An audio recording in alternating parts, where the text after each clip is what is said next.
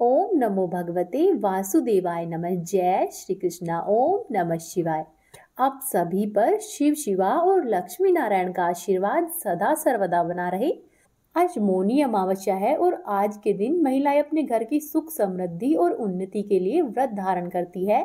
साथ ही श्री हरि विष्णु भगवान और भगवान शिव जी की पूजा करती है और पीपल देव की पूजा करने के साथ साथ पीपल देव की परिक्रमा करती है और खुशहाल जीवन व सुख समृद्धि के लिए प्रभु से प्रार्थना करती है। तो आइए आज की इन कथाओं का शुभारंभ करते हैं। बोलिए गणेश जी भगवान की जय। पौराणिक कथा के अनुसार एक बार की बात है, एक साहूकार के 7 बेटे और एक बेटी थी। इनके घर पर अक्सर ही एक ब्राह्मण भिक्षा मांगने के लिए आया करता।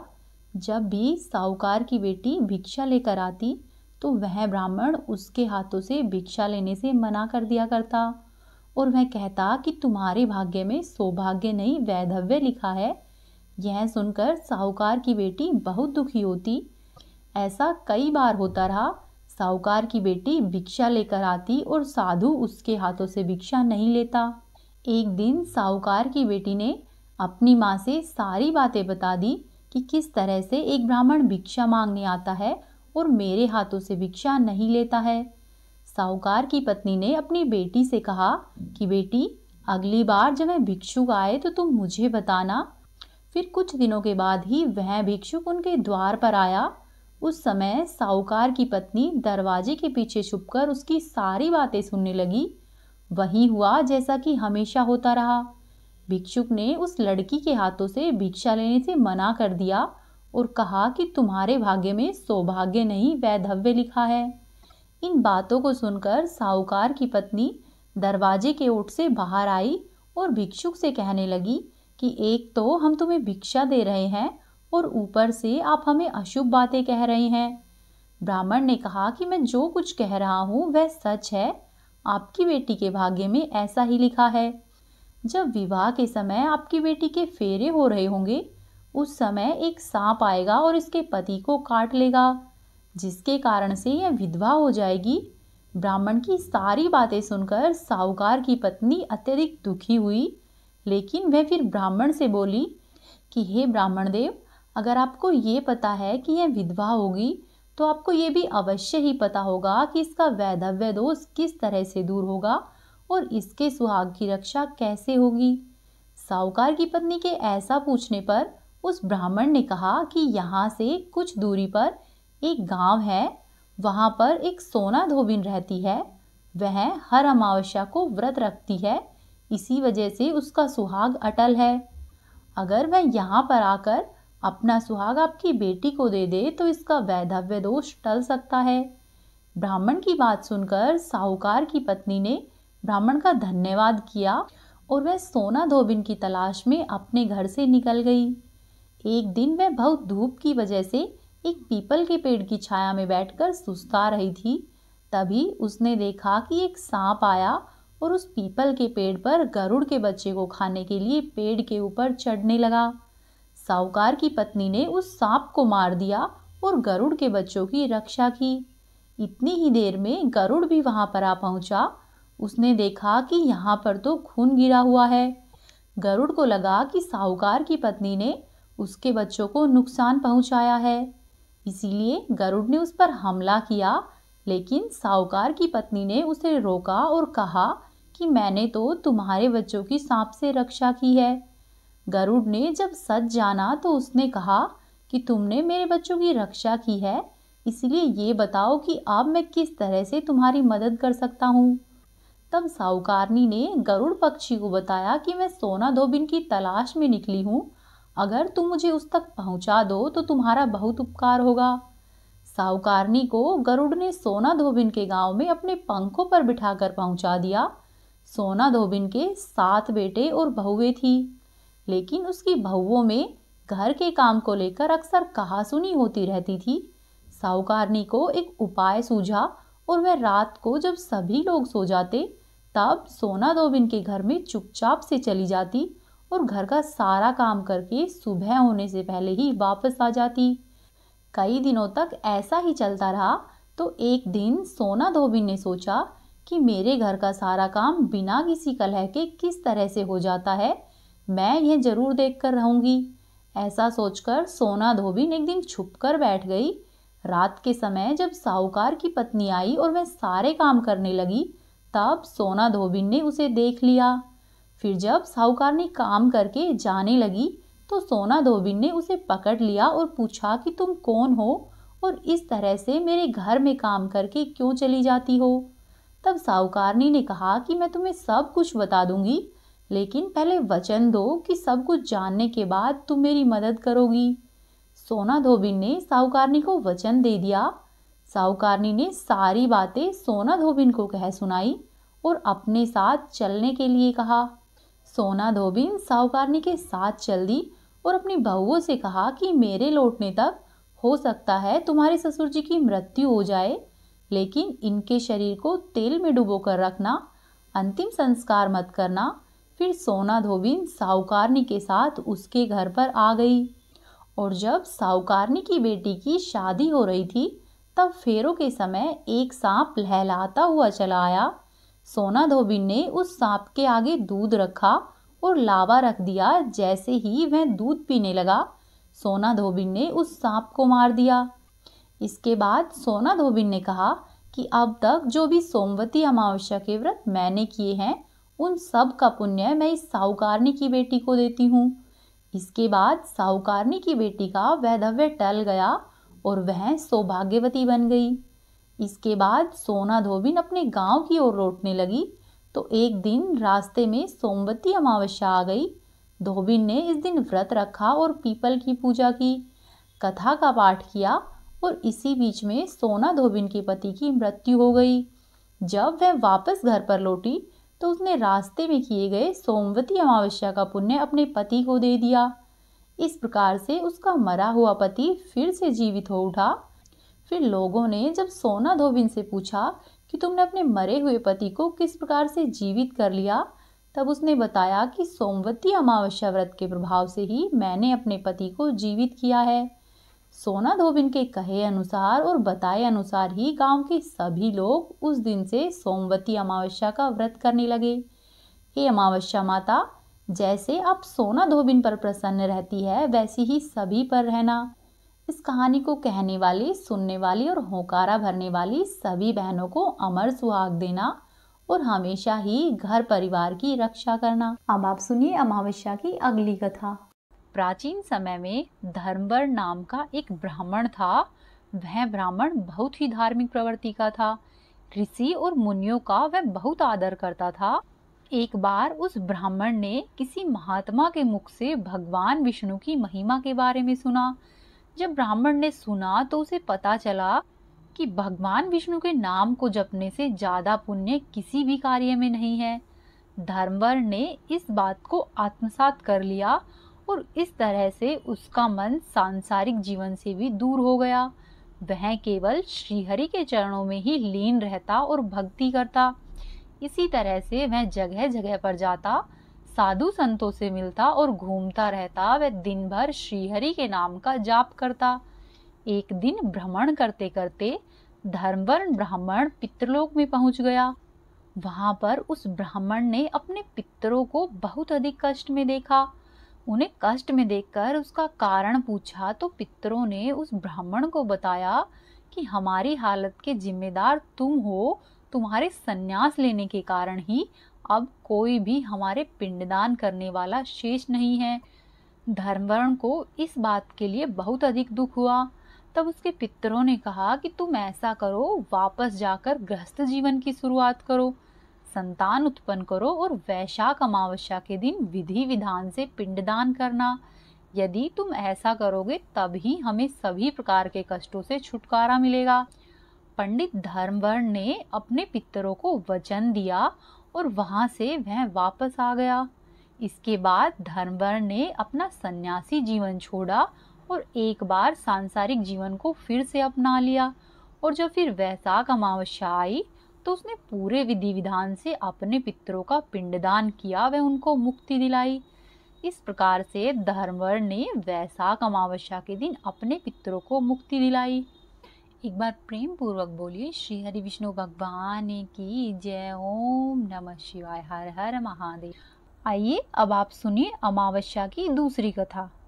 एक बार की बात है, एक गांव में एक सास और बहू रहती थी। सास का बेटा विदेश में कमाने के लिए गया हुआ था। सास और उसकी बहू बहुत अच्छे से रहते थे। दोनों ही एक दूसरे की देखभाल किया करते। एक दिन बहू ने खाना नहीं खाया तो उसकी सास ने पूछा कि बहू, आज तुमने खाना क्यों नहीं खाया है? तब बहू ने कहा कि सासू माँ, आज मेरा अमावस्या का व्रत है, इसीलिए मैंने खाना नहीं खाया है। तब उसकी सासू माँ ने बोला कि बहू, ये व्रत क्या होता है और इसको करने से क्या फल मिलता है, मुझे भी यह सब समझाओ। तब बहू ने कहा कि माँ जी, अमावस्या का व्रत करने से बहुत पुण्य मिलता है। घर में अन्न और धन बना रहता है, सुख और शांति रहती है तथा अटल सुहाग मिलता है, पुत्र की प्राप्ति होती है। माँ जी, इस व्रत में प्रत्येक वर्ष अलग अलग खाना खाया जाता है और विष्णु भगवान के मंदिर में चढ़ावा चढ़ाया जाता है या फिर किसी ब्राह्मण को दान में दिया जाता है। इस व्रत में पहले साल शक्कर, घी और चावल से बना हुआ खाना खाया जाता है और पहले साल व्रत पूर्ण होने के बाद 1.25 किलो चावल और 1 कटोरी घी तथा 1 कटोरी शक्कर का दान किसी ब्राह्मण को दिया जाता है। और माँ जी, दूसरे साल में जो घी और शक्कर से बना हुआ खाना खाया जाता है, जब दूसरे साल व्रत पूर्ण हो जाए तो 1.25 किलो जो, 1 कटोरी घी तथा 1 कटोरी शक्कर किसी मंदिर में चढ़ाए या फिर किसी ब्राह्मण को दान में दे। वहीं तीसरे साल में गुड़, तिल और घी से बने हुए व्यंजन खाने चाहिए। और जब तीसरे साल व्रत पूर्ण हो जाए तो आधा किलो तिल, गुड़ तथा 1 कटोरी घी किसी मंदिर में चढ़ाया जाता है या फिर ब्राह्मण को दान में दिया जाता है। माँ जी, इसी तरह से 3 वर्ष तक इस अमावस्या के व्रत को किया जाता है। फिर बहू ने कहा कि इस व्रत का अगर संकल्प ले तो इसे पूरा करना जरूरी होता है। अगर पूरा नहीं हो सकता तो घर में अशांति आती है और बने हुए कार्य बिगड़ने लगते हैं। तब सासू माँ ने कहा कि बहू, मेरी तो उम्र हो गई है, लेकिन तुम यह व्रत करो।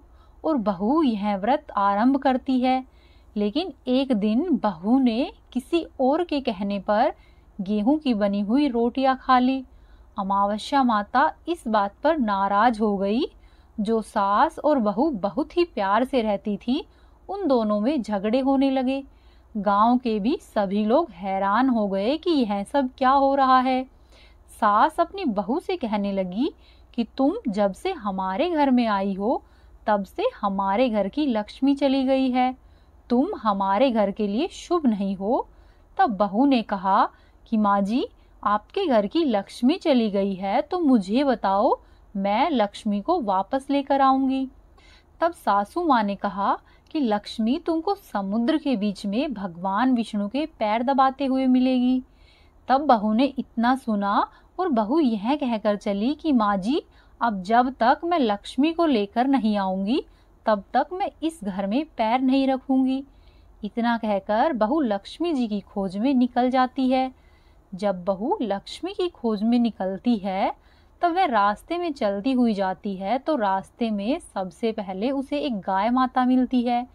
गाय माता बहू से पूछती है कि तुम कहाँ पर जा रही हो? तब बहू ने कहा कि हे गाय माता, मेरी सासू माँ मुझसे कहती है कि मेरे आने से उनके घर में अन्न और धन की कमी हो गई है और उनके घर की लक्ष्मी मेरे आते ही चली गई है। तो हे गाय माता, मैं घर की लक्ष्मी को वापस लाने जा रही हूँ।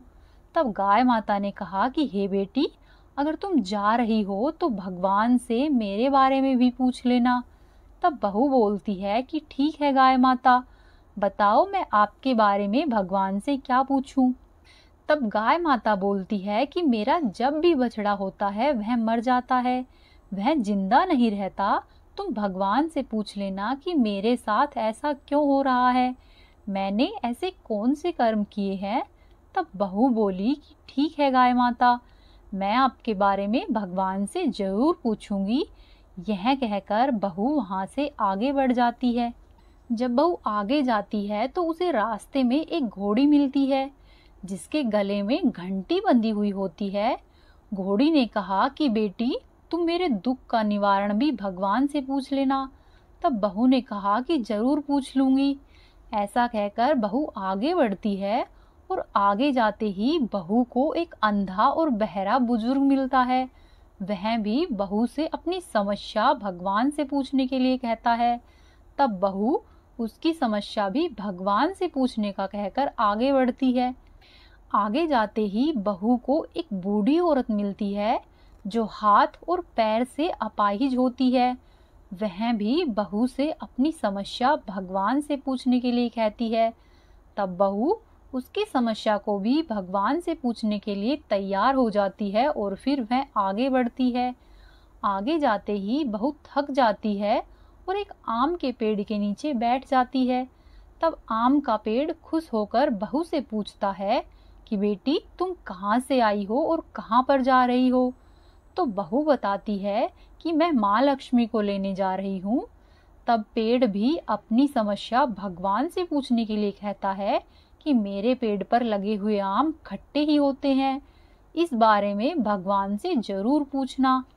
तब बहू उसकी समस्या को लेकर आगे बढ़ जाती है। आगे जाते ही बहू को एक तलाई मिलती है।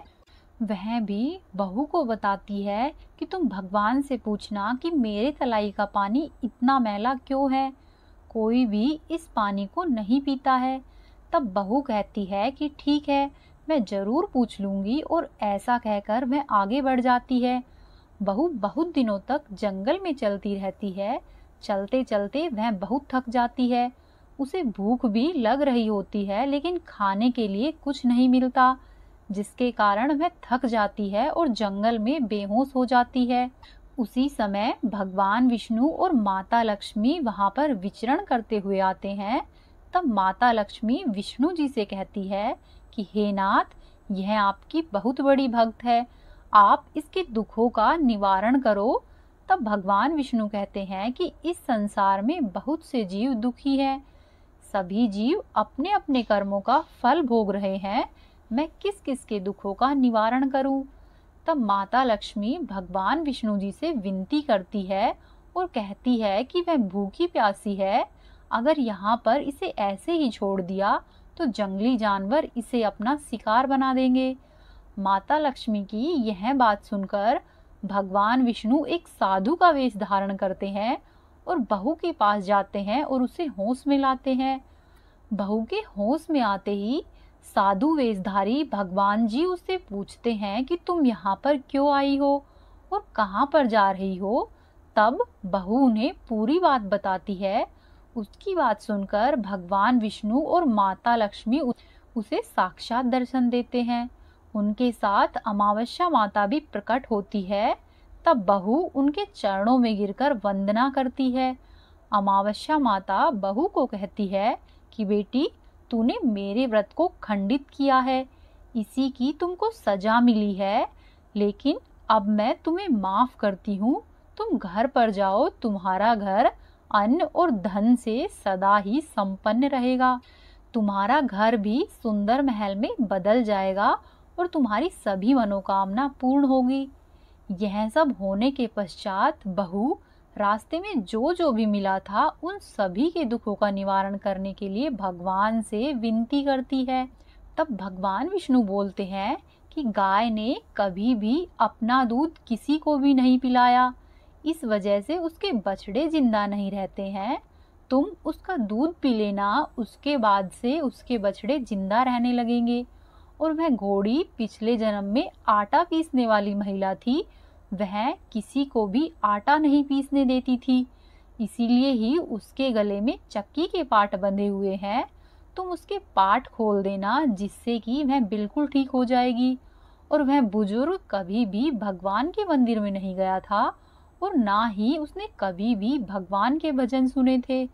तुम ऐसा करना, तुम उसको मंदिर लेकर जाना और दर्शन करवा देना, फिर वह पूर्णतः ठीक हो जाएगा। और वो जो बुजुर्ग महिला थी, उसने कभी भी अपनी जवानी में दान पुण्य नहीं किया, इसीलिए ही उसको आज ये सजा मिली है। तुम ऐसा करना, उससे दान करवा देना तो उसकी विकलांगता दूर हो जाएगी। और उस आम के पेड़ ने कभी भी किसी भी बच्चे को आम नहीं खाने दिए, इसीलिए ही उसके सभी आम खट्टे होते हैं। तुम ऐसा करना, उस पेड़ का आम खा लेना, फिर उस पेड़ पर मीठे आम आएंगे। और जो तलाई है, तलाई का पानी पिछले जन्म में देवरानी और जेठानी थी, वह हमेशा ही झगड़ती रहती थी, इसीलिए ही उसका पानी मैला है। तुम ऐसा करना कि उस पानी को पी लेना, फिर वह तलाई शुद्ध हो जाएगी। ऐसा सुनकर बहू ने भगवान विष्णु, माता लक्ष्मी और अमावस्या माता को नमन किया और अपने घर पर जाने के लिए निकल ली। जब वह वापस आ रही थी तो रास्ते में उसे जो जो भी मिला, उसने उन सब की समस्या भगवान के कहे अनुसार दूर कर दी। सभी उसे खूब आशीर्वाद देते हैं। उसके बाद जब वह घर पहुंची तो उसका घर एक सुंदर से महल में बदल गया था तथा घर में अन्न और धन के भंडारे भरे पड़े थे। तब बहू सास से कहती है कि सासू माँ, आपने सच ही कहा था कि आपके लिए मैं शुभ नहीं हूँ। मेरे जाने से ही आपके घर में लक्ष्मी आई है। अब मैं यहाँ से मरने जा रही हूँ और आप यहीं पर रहे। तब सासू माँ ने कहा कि बेटी, यह सब तो तुम्हारे अमावस्या का व्रत करने का फल है। तुम यहाँ पर ही रहोगी, तुम कहीं भी नहीं जाओगी। ऐसा कहकर सास ने बहू को घर के अंदर बुलाया। फिर सास और बहू खुशी खुशी रहने लगे। फिर कुछ दिनों बाद ही उसका बेटा भी विदेश से वापस लौट आया और घर में यह सब देखकर बहुत ही खुश हुआ। तब उसकी माँ ने अमावस्या का व्रत करने की सारी बातें कह सुनाई। उसके बाद से वो लोग खुशी खुशी रहने लगे। हे अमावस्या माता, जैसा आपने बहू और सास को दिया है वैसा ही सबको देना। सबके घर में अन्न और धन के भंडारे भरे रखना। जो भी इन व्रत कथाओं को पढ़े या सुने, उसकी हर प्रकार की मनोकामना पूर्ण करना। बोलो अमावस्या माता की जय, बोलो लक्ष्मी नारायण की जय। ओम नमः शिवाय। हर हर महादेव। ये थी आज की कथाएं। उम्मीद है आपको पसंद आई होगी। आपसे एक निवेदन है, यदि आपने अभी तक चैनल को सब्सक्राइब नहीं किया है तो चैनल को सब्सक्राइब कर ले, वीडियो को लाइक करें और वीडियो को शेयर करें। आपका दिन शुभ और मंगलमय हो। राधे राधे।